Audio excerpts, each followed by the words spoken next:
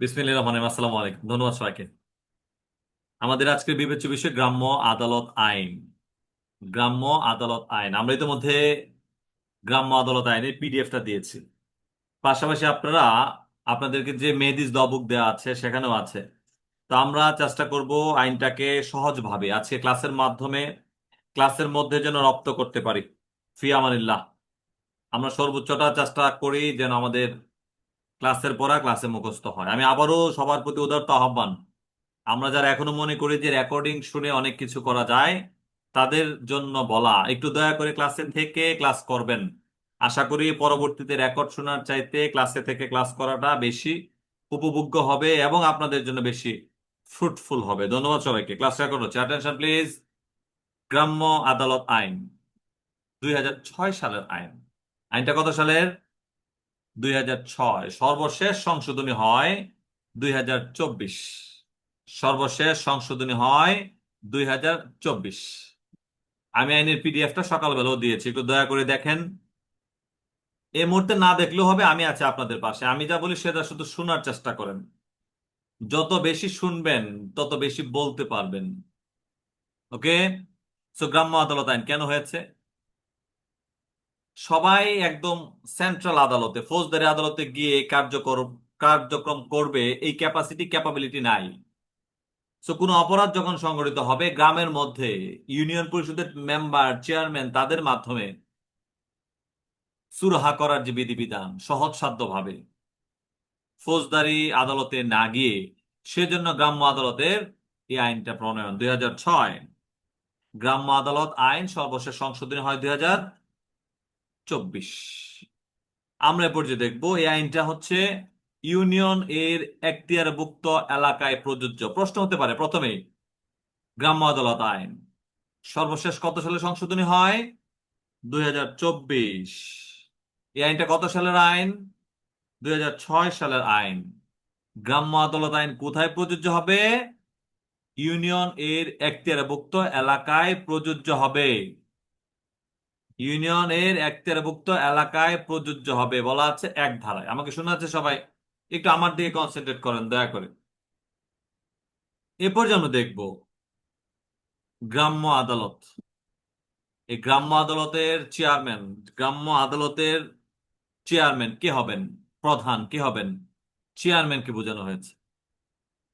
গ্রাম্য আদালতের চেয়ারম্যান বলতে যিনি ইউনিয়ন পরিষদের চেয়ারম্যান তাকে বোঝানো হয়েছে।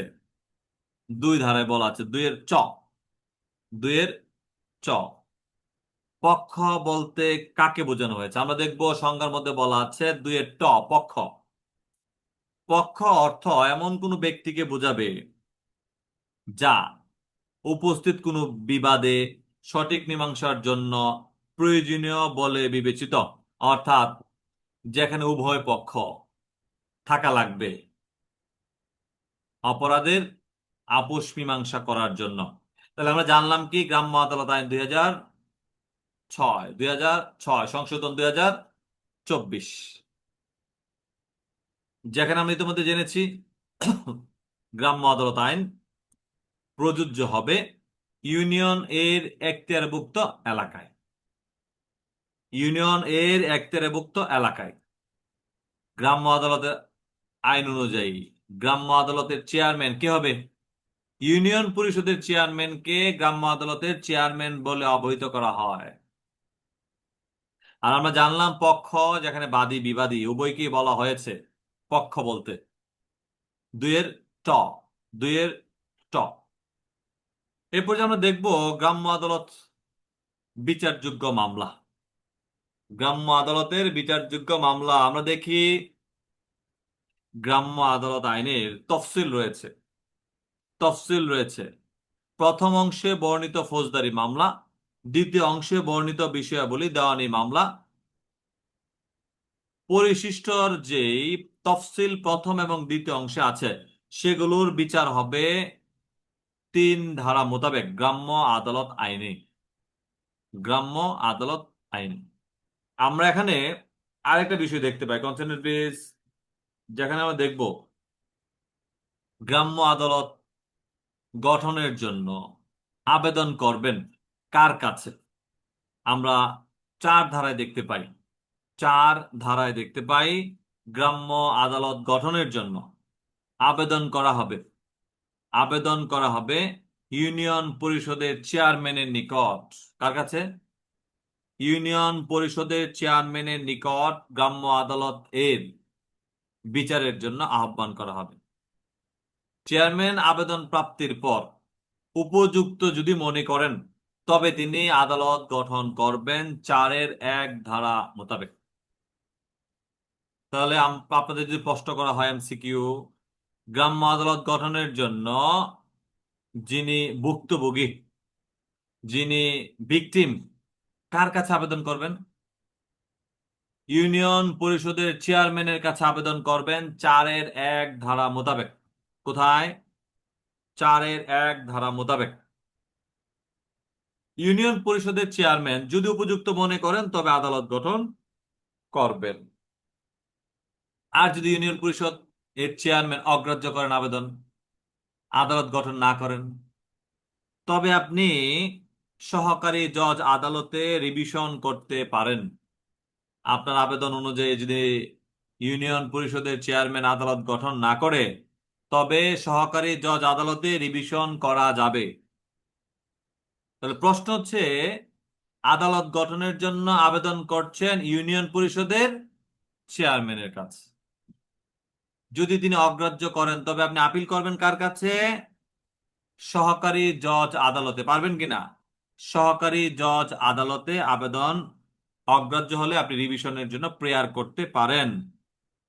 সহকারী জজ আদালত আবেদন প্রাপ্তির 30 দিনের মধ্যে নিষ্পত্তি করবেন। কতদিন? 30 দিনের মধ্যে রিভিশন নিষ্পত্তি করবেন। যদি কিছু না বোঝেন তাহলে মনে করবেন আপনার আবেদনটা যদি অগ্রাহ্য করে আপনি আপিল করতে পারবেন, মানে কেন করা হলো না সেজন্য আপনি সহকারী জজ আদালতে এটা রিভিশনের জন্য পাঠাবেন যে মাননীয় আদালত, আমি ইউনিয়ন পরিষদের চেয়ারম্যানের কাছে বিচার চেয়ে আবেদন করেছিলাম, তিনি অগ্রাহ্য করেছেন। কেন অগ্রাহ্য করেছেন আমি এটার কোনো যৌক্তিকতা পাই না, এজন্য আমি উচ্চতর আদালতে শরণাপন্ন হয়েছে, আমি ভুক্তভোগী, আমি বিচার চাই, রিভিশনের জন্য আবেদন করব। তাহলে প্রথমে আদালত গঠনের জন্য আবেদন করলেন ইউনিয়ন পরিষদের চেয়ারম্যানের কাছে, সেটা আপনি আপিল করতে পারবেন, রিভিশনের আবেদন করতে পারবেন সহকারী জজ আদালতে। তিনি সেটা নিষ্পত্তি করবেন, রিভিশন নিষ্পত্তি 30 দিনের মধ্যে। তাহলে 4 ধারা থেকে আমরা কি পেলাম? গ্রাম্য আদালত আইন অনুযায়ী আদালত গঠনের জন্য ভিকটিম আবেদন করবে চেয়ারম্যানের কাছে। আবেদন অগ্রাহ্য হলে রিভিশন করবেন সহকারী জজ আদালতে। সেটা আবেদন প্রাপ্তি 30 দিনের মধ্যে নিষ্পত্তি হবে। 4-3।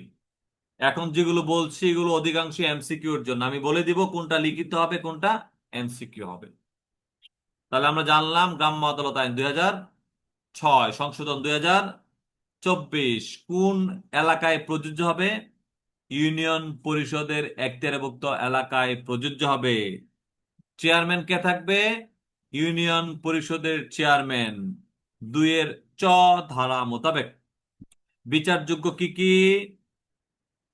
ফৌজদারি কার্যবিধি এবং দেওয়ানি কার্যবিধিতে যাই কিছু থাকুক না কেন, এই গ্রাম্য আদালতের তফসিল আছে।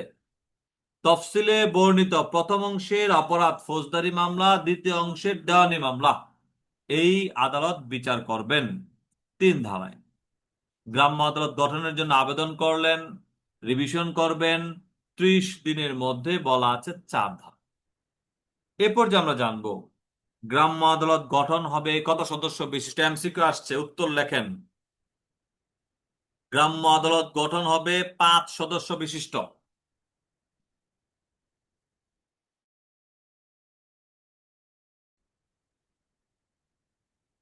তাহলে আমাদের বিবেচ্য বিষয় ছিল 4 ধারা অনুযায়ী। ইতিমধ্যে আমরা জেনেছি গ্রাম্য আদালত গঠনের জন্য আবেদন করি।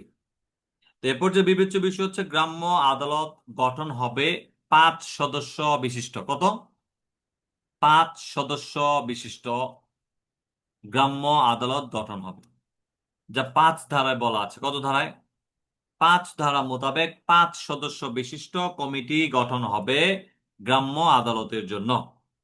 যেখানে ইউনিয়ন পরিষদের চেয়ারম্যান যিনি চেয়ারম্যান বলে বিবেচিত হবেন, আর উভয় পক্ষ থেকে দুইজন করে, বাদী পক্ষ থেকে দুইজন, বিবাদী পক্ষ থেকে দুইজন, মোট চারজনকে নিয়ে, এই চারজন আর চেয়ারম্যান একজন, পাঁচজনকে নিয়ে কমিটি গঠন করা হয়, গ্রাম্য আদালত গঠন করা হয়।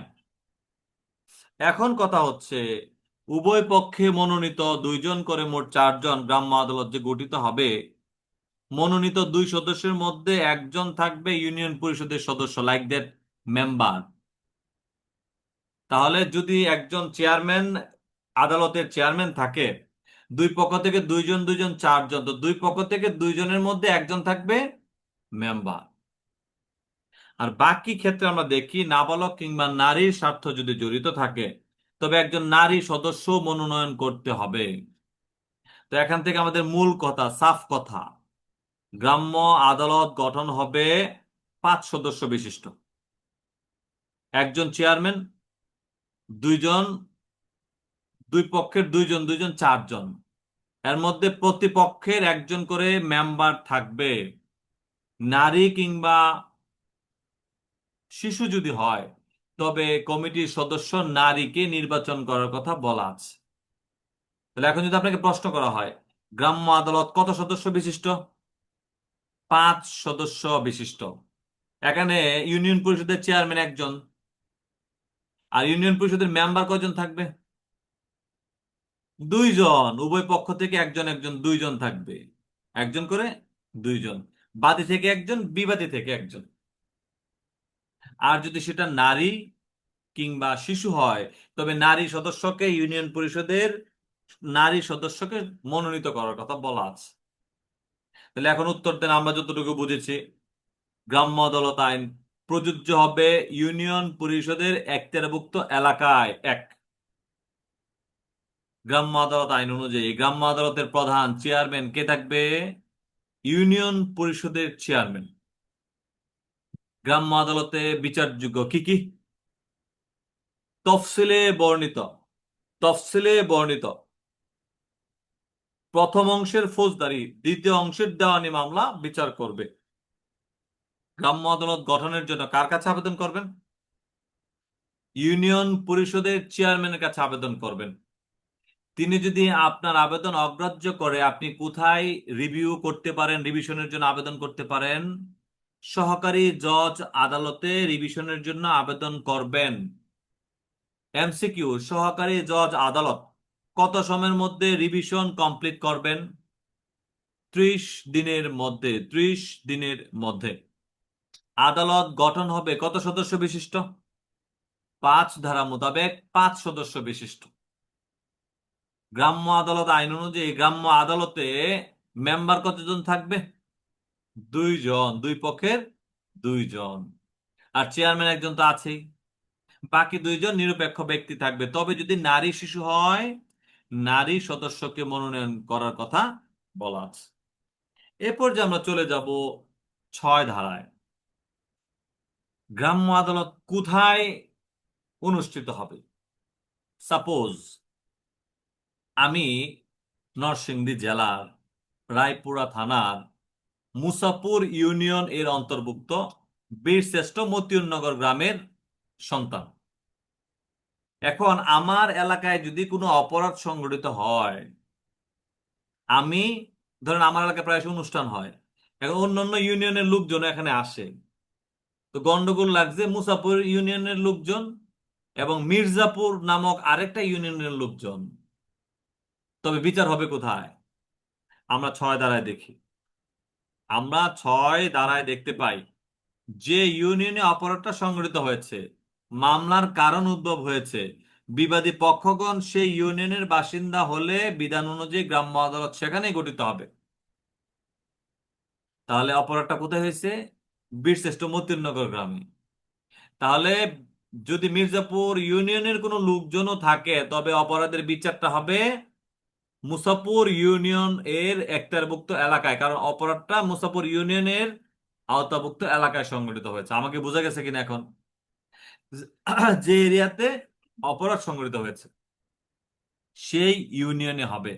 ভেরি গুড, রায়হান একটা কথা বলেছে, অপরাধ যেখানে, বিচার সেখানে। ফৌজদারি কত ধারায় পড়েছিলাম? 177। Very good, 177। তাহলে আমরা 6 ধারায় জানলাম অপরাধটা যেই ইউনিয়নের এখতিয়ারভুক্ত এলাকায় হয়েছে সেখানে আদালত গঠন হবে। 6। তো মামলা দায়েরের সময়সীমা কি? এমসিকিউ আসতে পারে, দয়া করে একটু লিখে রাখেন। এমসিকিউ আসতে পারে, মামলা দায়েরের সময়সীমা। আমরা দেখি মামলা দায়ের হবে, ফৌজদারি মামলা দায়ের হবে 30 দিনের মধ্যে। কতদিন? এমসিকিউ, গ্রাম্য আদালত আইন অনুযায়ী কত সময়ের মধ্যে ফৌজদারি মামলা দায়ের করার বিধান অপরাধ সংগঠনের? 30 দিনের মধ্যে। আর দেওয়ানি মামলা 60 দিনের মধ্যে। দেওয়ানি মামলা 60 দিনের মধ্যে। আমাকে বোঝা গেছে? অপরাধ সংগঠনের 30 দিনের মধ্যে ফৌজদারি আদালত গঠনের জন্য আবেদন করবেন, দেওয়ানি আদালত গঠনের জন্য 60 দিনের মধ্যে আবেদন করবেন। বলা আছে 6-এর ক ধারায়। কত? 6-এর ক ধারায়।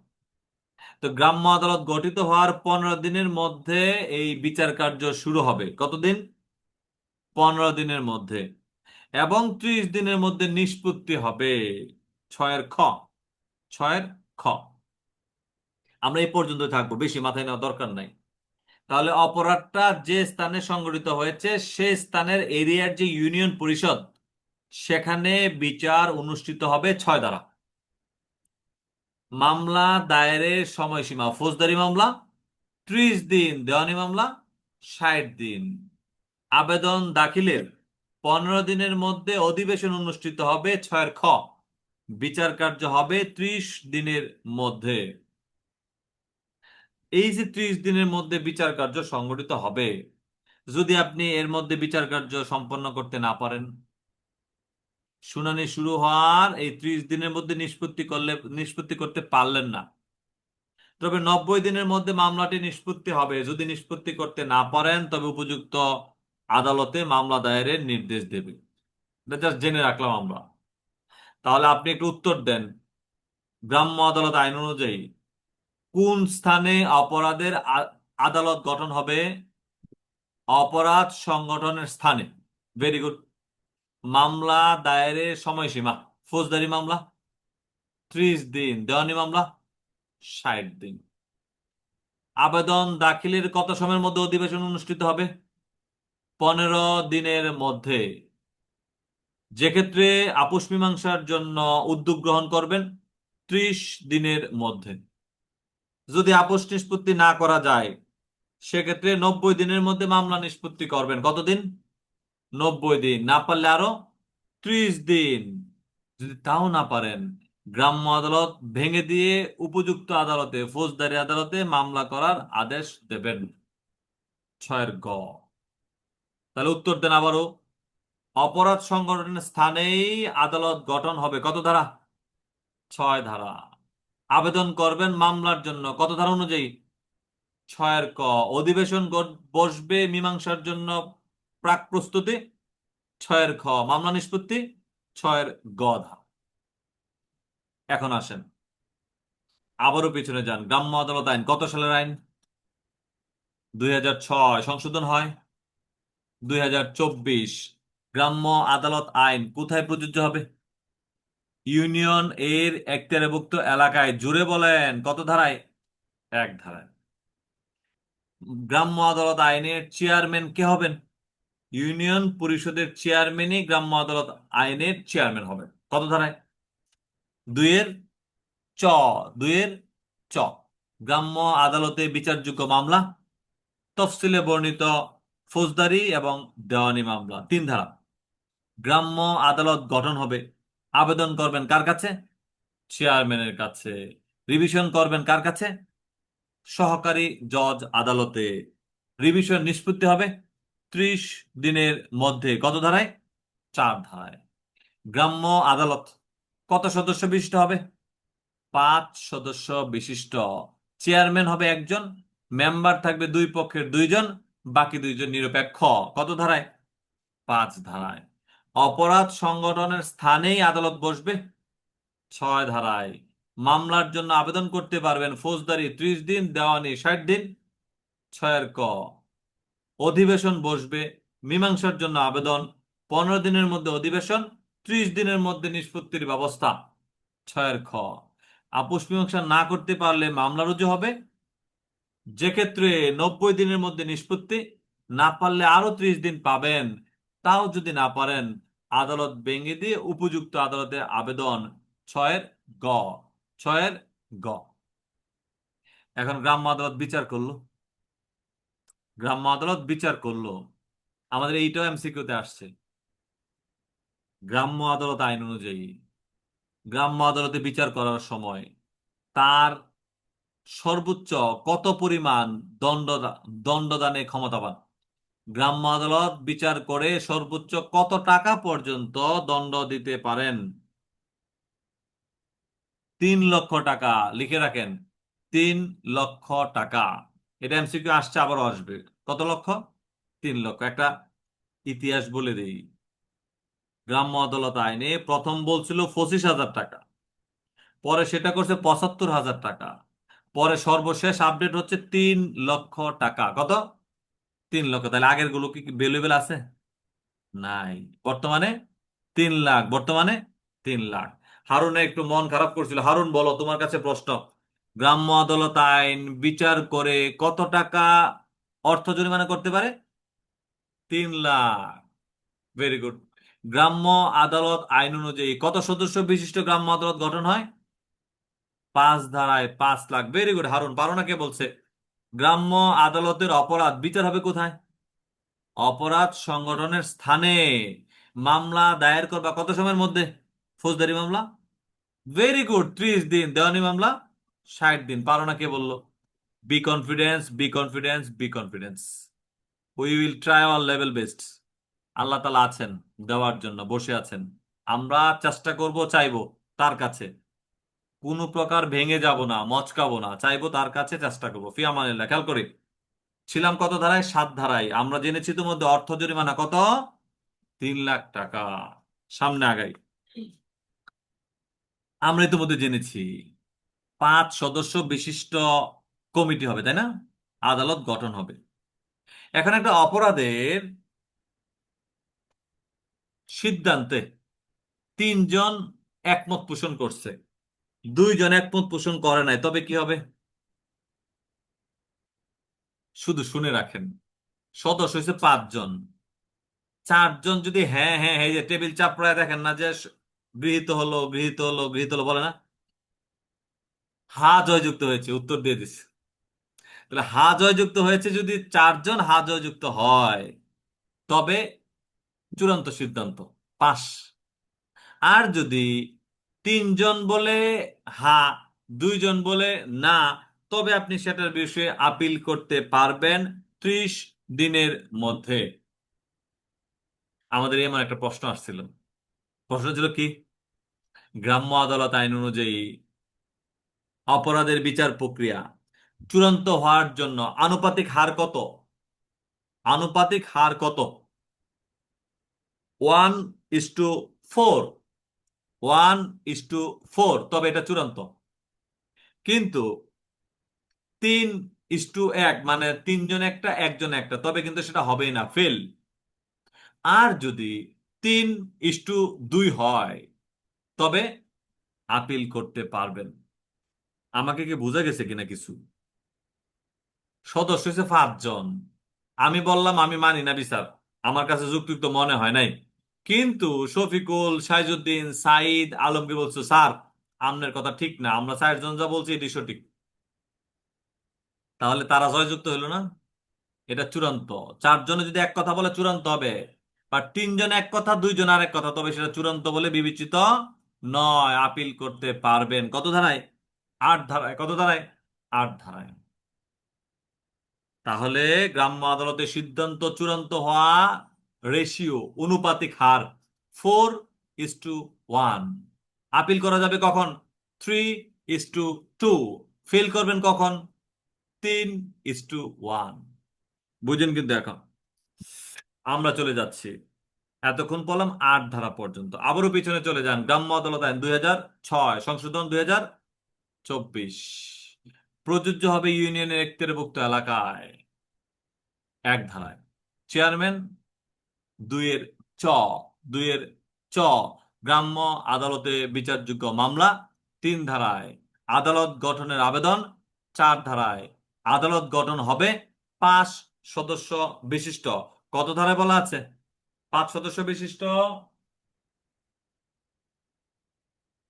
5 ধারায় বলা আছে। আদালত গঠিত হবে অপরাধ সংগঠনের স্থানে, 6 ধারায় বলা আছে। মামলা দায়েরের জন্য আবেদন করবেন 30 দিন ফৌজদারি, 60 দিন দেওয়ানি, 6-ক। অধিবেশন বসবে, আপোষ নিষ্পত্তির ব্যবস্থা করবে 30 দিনের মধ্যে, 6-খ। মামলা নিষ্পত্তি হবে 90 দিনের মধ্যে, প্রয়োজনে আরো 30 দিন, না পারলে আদালত ভেঙে দেবে, 6-গ। 6-গ। আদালতের ক্ষমতা কি? আদালতের ক্ষমতা 3 লক্ষ টাকা পর্যন্ত জরিমানা করা। 7 ধারায়। কত ধারায়? 7 ধারায়। গ্রাম্য আদালতের সিদ্ধান্ত কখন চূড়ান্ত বলে বিবেচিত হবে? 4:1। 4:1। আর যদি 4 সদস্য বিশিষ্ট হয়, 3:1, সেটা জয়যুক্ত 4 সদস্য হলে। আপিল করতে পারবেন কখন? 3:2 হলে আপিল করা যাবে। কোথায় আপিল করবেন? প্রথম শ্রেণীর ম্যাজিস্ট্রেটের কাছে আপিল করবেন। কত সময়ের মধ্যে? 30 দিনের মধ্যে। সামনে আগাচ্ছি। 9 ধারায় বলছে গ্রাম্য আদালতের সিদ্ধান্ত কার্যকর, অর্থ জরিমানাটা কিস্তির ভিত্তিতে করা যাবে। কিস্তিতে করা যাবে, আদালত উপযুক্ত মনে করলে সেই কিস্তিটা নিরূপণ করে দেবে। শুধু জেনে রাখলাম, গ্রাম্য আদালতের সিদ্ধান্ত কিস্তির ভিত্তিতে ক্ষতিপূরণ প্রদানের নির্দেশ দিতে পারেন 9 ধারায়। তাহলে গ্রাম্য আদালতের সিদ্ধান্ত কার্যকর 9 ধারায়। কিভাবে? কিস্তি মাফিক, ধারাবাহিক কিস্তি করে দেবে। কারণ একসাথে 3 লাখ টাকা নাও দিতে পারেন, তাই নাকি? সেজন্য বলছে কিস্তির ভিত্তিতেও করা যাবে। এরপর যে আমাদের গুরুত্বপূর্ণ ধারা, খেয়াল করি সবাই। আমরা আস্তে আস্তে লিখিত প্রশ্নের দিকে চলে আসতেছি। এতক্ষণ আমরা এমসিকিউ পড়েছি। মিথ্যা মামলা যদি কেউ দায়ের করে, আমাকে একটু বলেন তো, মনে আছে কিনা? আমরা যৌতুক আইনে পড়ছি মিথ্যা মামলা 6, যৌতুক আইনে 6, বাল্য বিবাহ 6।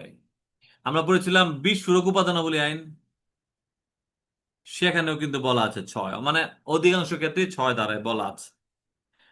কিন্তু যেটা আমাদের গুরুত্বপূর্ণ, দণ্ডবিধি আইনে পড়েছি 211, পুলিশ প্রবিধান 279, 435 বিধি। তো আজকে আমরা দেখব গ্রাম্য আদালত আইন অনুযায়ী কেউ যদি মিথ্যা মামলা দায়ের করে, যদি কোনো ব্যক্তি অন্য কোনো ব্যক্তির ক্ষতিপূরণের অভিপ্রায়ে উক্ত ব্যক্তির বিরুদ্ধে এ আইনের অধীনে মিথ্যা মামলা দায়ের করেন, তবে 5,000 টাকা পর্যন্ত জরিমানা করা যাবে। 9-ক। 9-ক। তাহলে 9-ক কিসের দণ্ড? মিথ্যা মামলা দায়েরের জরিমানা, মিথ্যা মামলা দায়েরের জরিমানা, মিথ্যা মামলা দায়েরের জরিমানা। কত ধারা? 9-ক। কত? 9-ক। তাহলে এক নিমিষে বলেন, আদালত গঠন হলো 4 ধারায়। কত সদস্য বিশিষ্ট? 5 ধারায়। কোথায় গঠন হবে? 6 ধারায়। আবেদন করবেন কত সময়ের মধ্যে? 30, 60। 6-ক। বিচার নিষ্পত্তি আপোষ মীমাংসার জন্য, 6-খ। বিচার 6-গ। সর্বোচ্চ কত টাকা পর্যন্ত জরিমানা করতে পারে? 7 ধারায়। আপ আইনের এই যে আদালতের সিদ্ধান্ত চূড়ান্ত হবে 8 ধারায়। গ্রাম্য আদালত আইন অনুযায়ী মিথ্যা মামলা করলে দণ্ডের ব্যবস্থা 9-ক ধারায়। ওকে, ফাইন। এরপর যে আমরা দেখব গ্রাম্য আদালত আইন অনুযায়ী সাক্ষীকে সমন দেওয়ার পদ্ধতি। আমাদের এই প্রশ্ন আসছিল। গ্রাম্য আদালত আইন অনুযায়ী যে ব্যক্তিকে আদালতে হাজির হতে, সাক্ষী দেওয়ার জন্য কিংবা কোনো দলিল দাখিল করার জন্য সমন দেওয়া যাবে, আমরা দেখি। প্রথমে বলছে, ঠান্ডা মাথায় শুনেন, গ্রাম্য আদালত আইনে যে কোনো ব্যক্তিকে আদালত প্রয়োজন মনে করলে হাজির হওয়ার জন্য, সাক্ষী দেওয়ার জন্য, দলিল দাখিলের জন্য সমন দিতে পারে। উত্তর দেন। গ্রাম্য আদালত আইন অনুযায়ী কাকে সমন দিতে পারেন? গ্রাম্য আদালত তিন শ্রেণীর ব্যক্তিকে। প্রথমে বলছে যে কোনো ব্যক্তিকে, দ্বিতীয়ত বলছে যে কোনো সাক্ষীকে, তৃতীয়ত বলছে দলিল দাখিল করার জন্য। তাহলে গ্রাম্য আদালত যে কোনো ব্যক্তিকে আদালতে হাজির হওয়ার জন্য, সাক্ষীকে সাক্ষ্য দেওয়ার জন্য, কিংবা কোনো দলিল উপস্থাপনের জন্য সমন দিতে পারেন। 10-এর 1। 10-এর 1। এটা আমাদের এমসিকিউ না, এটা লিখিত প্রশ্ন আসছিল। তবে কোন ক্ষেত্রে সমন দেওয়া যাবে না? তবে গ্রাম্য আদালত আইনে কাকে সমন দিয়ে ডাকা যাবে না? উত্তর দেন, আমি একটু প্রশ্ন করি। ফৌজদারি কার্যবিধিতে পড়েছেন অস্থাবর সম্পত্তি, দলিলাদি হাজিরের জন্য সমন দিতে পারি 94-এর 1 ধারায়। তবে কাকে সমন দেওয়া যাবে না? ব্যাংকে রক্ষিত দলিলাদি হাজিরের জন্য আদালতের অনুমতি ছাড়া সমন দেওয়া যাবে না। তাহলে গ্রাম্য আদালত আইনেও আমরা জানলাম যে যে কোনো ব্যক্তিকে আদালতে হাজির হওয়ার জন্য, যে কোনো সাক্ষীকে সাক্ষ্য দেওয়ার জন্য, যে কোনো ব্যক্তিকে দলিল দাখিলের জন্য সমন দিতে পারি। তবে দেওয়া যাবে না কাকে? 4টা ক্ষেত্রে 4 জনকে দেওয়া যাবে না। 1 নম্বর, দেওয়ানি কার্যবিধিতে যে ব্যক্তিকে সশরীরে হাজির হতে অব্যাহতি দেওয়া হয়েছে। দেওয়ানি কার্যবিধি অনুযায়ী অনেকের বলতে পারে যে আপনার হাজির হওয়া লাগবে না, আপনার প্রতিনিধি পাঠিয়ে দিন। সেক্ষেত্রে তাকে আমি সমন দিয়ে ডাকতে পারি না। আদালত যদি দেখে কোনো সাক্ষীকে সমন দিয়ে ডাকলে খরচ সাপেক্ষ, ব্যয় সাপেক্ষ, অসুবিধা হবে, সাক্ষী হাজির করা সম্ভব নয়, তবেও তাকে সমন দেওয়া যাবে না। দ্বিতীয়ত জানলাম। তৃতীয়ত, গ্রাম্য আদালতের এখতিয়ার এখতিয়ার বহির্ভূত এলাকায় বসবাসকারী কোনো ব্যক্তির ভ্রমণ খরচ এবং অন্যান্য খরচ বাবদ আদালতের বিবেচনা মতে পর্যাপ্ত অর্থ আদালতে জমা না দিলে তাকেও আপনি সমন দিতে পারবেন না। তাকেও সমন দেওয়া যাবে না। এর অর্থ হলো এই, বাদী বিবাদী যখন কোনো সাক্ষী ডাকবে সেজন্য তার আসা যাওয়ার খরচ আদালতে সাবমিট করতে হবে, না করলে তাকে সাক্ষী হিসেবে ডাকা যাবে না। চতুর্থত, রাষ্ট্রীয় আদালত, গ্রাম্য আদালত রাষ্ট্রীয় বিষয়াবলী যেগুলো গোপনীয় দলিল, অপ্রকাশিত সরকারি রেকর্ড, সেগুলো দাখিল করার জন্যও কোনো ব্যক্তিকে নির্দেশ প্রদান করতে পারেন না। তাহলে এটা মনে রাখবেন কেমনে? মনে রাখবেন হচ্ছে, দেওয়ানি আদালতে যাকে সশরীরে হাজিরা হতে অব্যাহতি দিয়েছেন তাকে আমরা সমন দিতে পারি না। দেওয়ানি আদালত অহেতুক বিলম্ব হবে, খরচ হবে, অসুবিধা হবে, তাকেও আমরা সমন দিয়ে ডাকবো না। কোনো সাক্ষীকে ডাকার জন্য, আসা যাওয়ার জন্য যে খরচ, খরচ জমা না দিলেও আমরা তাকে সাক্ষী হিসেবে ডাকবো না। গোপনীয় দলিল, অপ্রকাশিত সরকারি রেকর্ড, সেগুলো দাখিলের জন্য আমরা সাক্ষী হিসেবে ডাকতে পারি না। কে পারে না এটা?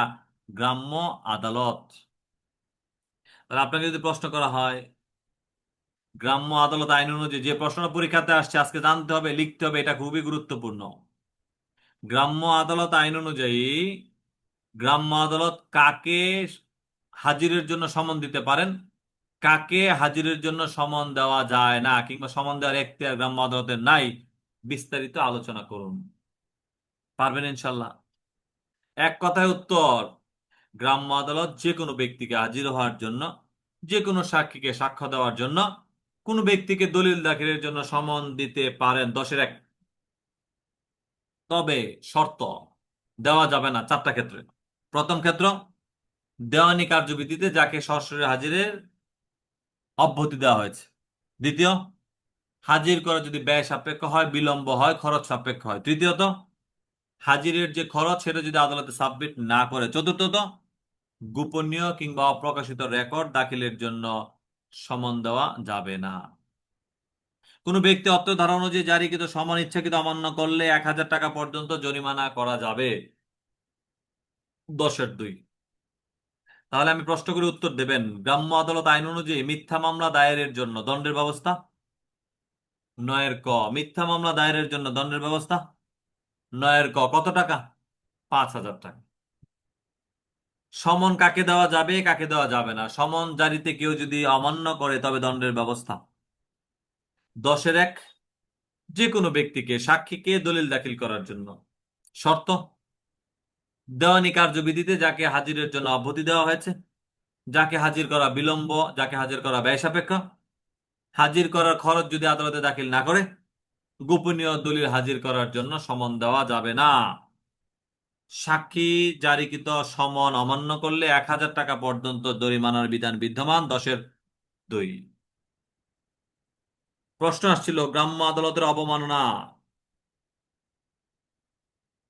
কোনো ব্যক্তি যদি কোনো আইনসঙ্গত কারণ ব্যতীত, যুক্তিসঙ্গত কারণ ব্যতীত গ্রাম্য আদালতের কার্যক্রম করাকালীন অশালীন কথাবার্তা বলেন, ভয়ভীতি প্রদর্শন করেন, আক্রমণাত্মক আচরণ করেন, দূর এরকম কত দেখছি, আছে না নাই? হতে পারে না? গ্রাম্য আদালত কি ভ্রুক্ষেপ দেখালো, কথা বাড়ালো, আক্রমণাত্মক আচরণ করলো, গ্রাম্য আদালতের কার্যক্রমে ব্যাঘাত সৃষ্টি করলো। ব্যাঘাত সৃষ্টি করা, গ্রাম্য আদালতের আদেশ অনুযায়ী দলিল দাখিল করলো না, আদালতের জিজ্ঞাসিত প্রশ্নের জবাব দিতে বাধ্য থাকা সত্ত্বেও জবাব দিল না, শপথ গ্রহণ পূর্বক স্বাক্ষর দিল না, অস্বীকার করলো, তবে তিনি আদালত অবমাননা করেছেন। প্রশ্ন হতে পারে গ্রাম্য আদালত আইন অনুযায়ী কি কি কার্য করলে গ্রাম্য আদালত অবমাননা করেছেন বলে গণ্য হবে? 11 ধারায় বলা আছে। কত ধারায়? 11 ধারায় বলা আছে। যদি গ্রাম্য আদালত চলাকালীন গালেগালি, অশালীন আচরণ করেন, গ্রাম্য আদালতের কার্যক্রমকে ব্যাহত করেন, দলিল দাখিল করতে ব্যর্থ হন, না না করেন, যদি কোনো ব্যক্তি বাধ্য হওয়া সত্ত্বেও প্রশ্ন উত্তর না দেন, স্বাক্ষর না করেন, তবে আপনি গ্রাম্য আদালতের আদেশকে, গ্রাম্য আদালতকে অবমাননা করেছেন। 11 ধারায়। কত ধারায়? 11 ধারায়। পিছনে চলে যান। গ্রাম্য আদালত কত সালের আইন? 2006 সংশোধন 2024। গ্রাম্য আদালত আইন প্রযোজ্য হবে কোথায়? ইউনিয়ন এর একতিরভুক্ত এলাকায় 1 ধারায় গ্রাম্য আদালতের চেয়ারম্যান, 2-এর ইউনিয়ন পরিষদের চেয়ারম্যানই হবে গ্রাম্য আদালতের চেয়ারম্যান। গ্রাম্য আদালতে বিচারযোগ্য মামলা 3 ধারা আদালত গঠন হবে। 4 ধারা আবেদন করবেন চেয়ারম্যানের কাছে, অগ্রাহ্য করলে রিভিশন করবেন জজ আদালতে, সহকারী জজ আদালতে। গ্রাম্য আদালত গঠিত হবে 5 সদস্য বিশিষ্ট 5 ধারা মোতাবেক। অপরাধ সংগঠনের স্থানে আদালত বসবে 6 ধারায়। বিচার পাওয়ার জন্য আবেদন করবেন 6-এর দেওয়ানি 60, ফৌজদারি 30। যে ক্ষেত্রে আপোষ মীমাংসার জন্য সময় পাবেন 30 দিন। আপোষ মীমাংসা না হলে মামলা হবে 90 দিনের মধ্যে নিষ্পত্তি, সাথে আরো 30 দিন পাবেন 6-এর। বিচার শেষ করে আপনি দণ্ড দিতে পারেন, অর্থদণ্ড। কত টাকা? 3 লাখ টাকা। কত ধারায়? 7 ধারায় গ্রাম্য আদালতের সিদ্ধান্ত চূড়ান্ত বলে বিবেচিত হবে কখন? 4:1 5 সদস্য বিশিষ্টের ক্ষেত্রে।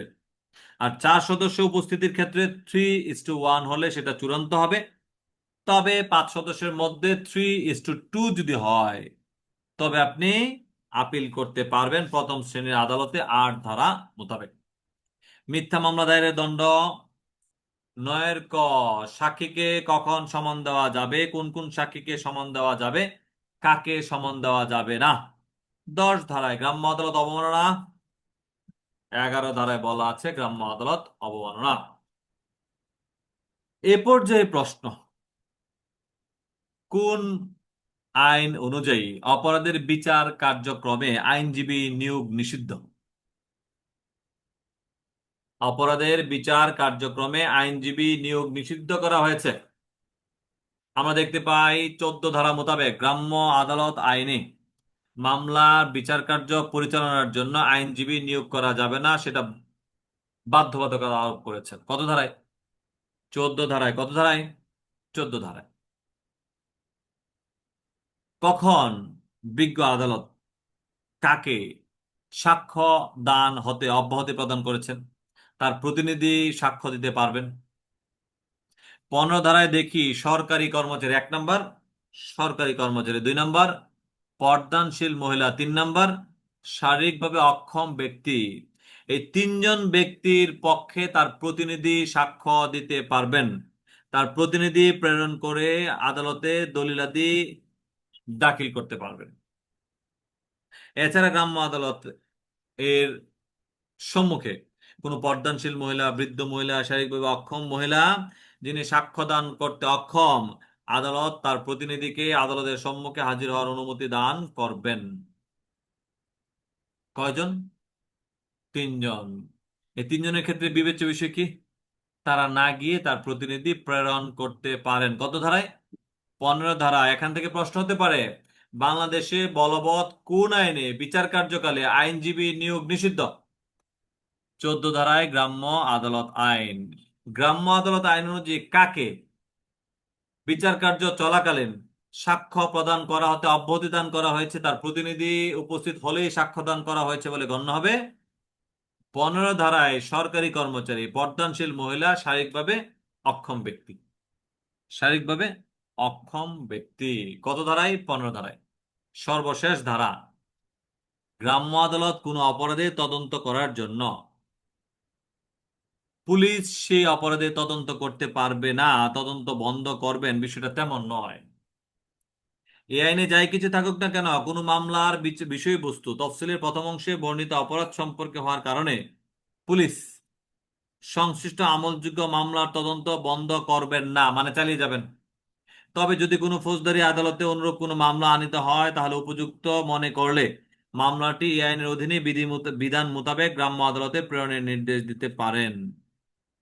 অর্থাৎ গ্রাম্য আদালত আইন অনুযায়ী কোনো মামলার বিচার কার্য হয়েছে কিংবা কোনো মামলা চলমান আছে বিধায় পুলিশ যে তদন্ত করতে পারবে না, বিষয়টা তা নয়। পুলিশ তার বিচার কার্যক্রম চালিয়ে যেতে পারেন। কত ধারায়? 17 ধারায়। কেন পড়াইছি? এটা পুলিশের ক্ষমতা। কেন পড়াইছি? ইহা পুলিশের ক্ষমতা। গ্রাম্য আদালতে বিচার কার্য চলমান থাকলেও সে অপরাধে কেউ যদি বিচার চাইতে আসে, তবে আপনি তদন্ত করতে পারবেন। কত ধারায়? 17 ধারায়। তাহলে এখন উত্তর দেন। বই বন্ধ করান, খাতা বন্ধ করেন, কোনো দিকে তাকাবেন না, যতটুকু মাথায় আসে ততটুকুই বলবেন। গ্রাম্য আদালত আইন কত সালের আইন? 2006 সংশোধন 2024। কোথায় প্রযোজ্য হবে? ইউনিয়নের এখতিয়ারভুক্ত এলাকায়। কত ধারায় বলা আছে? 1 ধারায় বলা আছে। চেয়ারম্যান কে হবে? 2-এর ইউনিয়ন এর চেয়ারম্যান। ইউনিয়ন এর চেয়ারম্যান। গ্রাম্য আদালতে বিচারযোগ্য মামলা। 3 ধারা গ্রাম্য আদালত আইনে গ্রাম্য আদালত গঠনের জন্য আবেদন করবেন। 4 ধারা গ্রাম্য আদালত গঠিত হবে 5 সদস্য বিশিষ্ট। 5 ধারা অপরাধ সংগঠনের স্থানেই মামলার বিচার হবে, আদালত গঠন হবে। 6 ধারায় মামলার সময়সীমা ফৌজদারি 30, দেওয়ানি 60। 6-এর আপোষ নিষ্পত্তির ব্যবস্থা করবেন, অধিবেশন গ্রহণ করবেন। 15 দিনের মধ্যে অধিবেশন, 30 দিনের মধ্যে আপোষ নিষ্পত্তি। 6-এর যদি আপোষ নিষ্পত্তি করা না যায়, তবে এই মামলার বিচার কার্য চলমান রাখবেন, 90 দিনের মধ্যে সম্পন্ন করবেন, না হয় অতিরিক্ত আরো 30 দিন পাবেন। 6-এর আদালতের ক্ষমতা 3 লক্ষ টাকা পর্যন্ত অর্থ জরিমানা। 7 ধারায় সিদ্ধান্ত চূড়ান্ত বলে বিবেচিত হবে কখন? যদি 4:1 হয়, আর 4 সদস্যের ক্ষেত্রে 3:1 হয়, চূড়ান্ত বলে বিবেচিত। তবে 3:2 হলে আপিল করতে পারবেন উপযুক্ত প্রথম শ্রেণীর ম্যাজিস্ট্রেট আদালতে 8 ধারা মোতাবেক। মিথ্যা মামলা দায়েরের জরিমানা দণ্ড। 9-এর কখন কোন সাক্ষীকে সমন দ্বারা তলব করতে পারবেন, কাকে সমন দেওয়া যাবে না? 10 ধারায় গ্রাম্য আদালত অবমাননা বলতে কি বোঝায়? 11 ধারায় বলা আছে, যদি আদালতকে ভ্রুক্ষেপ দেখান, অশালীন আচরণ করেন, না যান, মামলা চলাকালে ভালো বক্তব্য না দেন, অশোভন আচরণ করেন, তবে সেটা আদালত অবমাননা।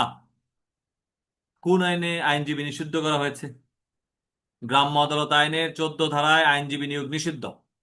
কাকে সাক্ষ্য দান হতে অব্যাহতি প্রদান করা হয়েছে? 15 ধারায় 3 শ্রেণীর ব্যক্তি কে কে? সরকারি কর্মচারী, পর্দানশীল মহিলা এবং শারীরিকভাবে অক্ষম ব্যক্তি। 15 ধারায় গ্রাম্য আদালতে কোনো অপরাধের বিচার হওয়ার কারণে পুলিশ তদন্ত করবে না, বিষয়টি ঠিক তা নয়। কত ধারায়? 17 ধারায় উপযুক্ত মনে করলে তিনি তদন্ত করতে পারেন। 17 ধারায় বলা আছে। এই ছিল আমাদের আজকের বিবেচ্য বিষয়। দয়া করে যতটুকু পড়েছি, যেই আইনটাকু পড়েছি, যতগুলো ধারা আমাদের আছে, চেষ্টা করেছি এমসিকিউ এবং লিখিতগুলো বলার জন্য। আপনারা ঠিক এইভাবেই পড়বেন। আপনাদের এখান থেকে লিখিত প্রশ্ন আসতে পারে, গ্রাম্য আদালতে বিচারযোগ্য মামলা পুলিশ তদন্ত করতে পারে কি?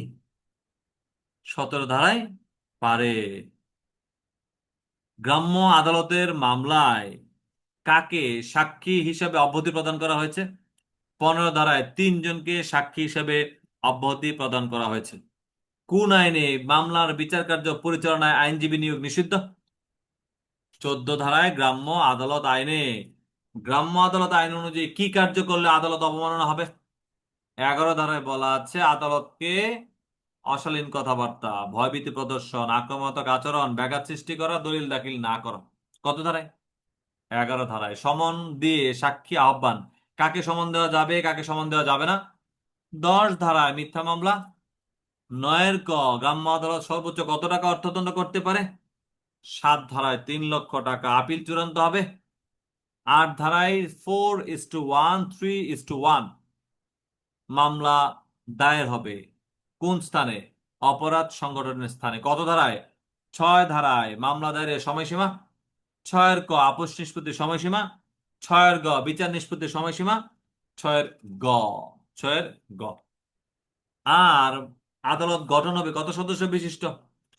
5 ধারায় 5 সদস্য বিশিষ্ট। আদালত গঠনের জন্য আবেদন করবেন 4 ধারায় বিচার্য বিষয়, 3 ধারায় চেয়ারম্যান, 2 গ্রাম্য আদালত আইন কত সালের কোথায় প্রযোজ্য হবে? 1 ধারায় বলা আছে। কষ্ট হয়ে গেল? কষ্ট হলেও পড়তে হবে ভাই বোনেরা, মনটাকে খারাপ করা যাবে না। আমি একটু বেশি একসাথে ক্লাসটা নেওয়ার উদ্দেশ্য হচ্ছে একসাথে রেকর্ডও হয়ে গেল, রিভিশনও হয়ে গেল, এবং টোটাল রেকর্ডটাও পেলেন। দয়া করে সবাই সংরক্ষণ করবেন। যতটুকু পেরেছেন, যতটুকু পারেন নাই লিখবেন, একাধিকবার লিখবেন, তবেই মুখস্থ হয়ে যাবে। আমি আবারও বলছি ভাই, আর কত, একটা অবস্থানে আর কত? ছেলে মেয়ের জন্য, পরিবারের জন্য, নিজের জন্য, সামাজিক সম্মানের জন্য দয়া করে হলেও পদোন্নতি নেওয়া আবশ্যক। কষ্ট হলেও আমরা পরীক্ষার পূর্ব পর্যন্ত অন্তপক্ষে এই ধারাবাহিকতাটা রক্ষা করার জন্য সচেষ্ট হবো, ইনশাল্লাহ পারবো। আল্লাহ যেন আমাদের সেই তৌফিক দান করেন। আমিন। আজকে পর্যন্তই, সবার জন্য সুস্বাস্থ্য কামনায়। আল্লাহ যেন আমাদের ভালো রাখেন, সুস্থ রাখেন। ভালো কাজ করব, ভালো কাজের মাধ্যমে পৃথিবীতে বেঁচে থাকবো ইনশাল্লাহ। ফি আমানিল্লাহ। আসসালামু আলাইকুম।